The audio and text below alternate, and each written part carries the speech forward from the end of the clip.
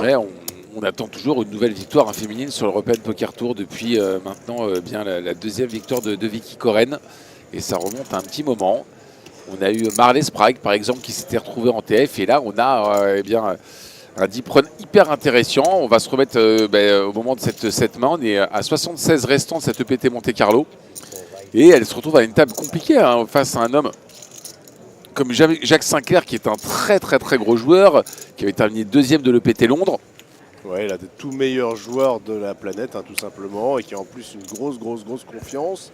Et là, il a décidé de miser sur ce flop, la mise de continuation, et il s'est fait tout simplement check raise. Alors, son As-Roi est bon, hein, il va battre toutes les tentatives de bluff de Rania Nasreddin. Donc il a décidé de payer le check raise de l'américaine, et là il va se retrouver en position avec quand même une énorme chance de l'emporter à l'abattage. Le check back.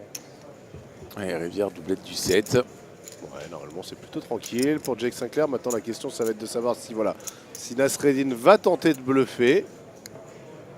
Et c'est ce qu'elle fait. Alors à la hauteur roi, et tu as l'habitude de dire Benny que hauteur roi dans un European Poker Tour ça gagne rarement. Donc elle tente de bluffer, c'est bien joué. Elle demande la moitié du stack hein, de Jacques Sinclair.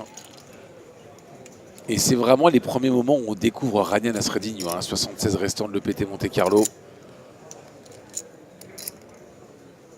Ouais, il n'est pas à l'aise là, il a un stack qui est difficile à manœuvrer, Jacques Sinclair. C'est très dur pour lui parce que Rania a une range qui est très forte, elle est UTG, elle a décidé de check raise sur Dame 7-2 qui est l'un des boards les plus secs. Benny, t'avais écrit un bouquin sur le board de sec. Ouais. Celui-là il est quand même...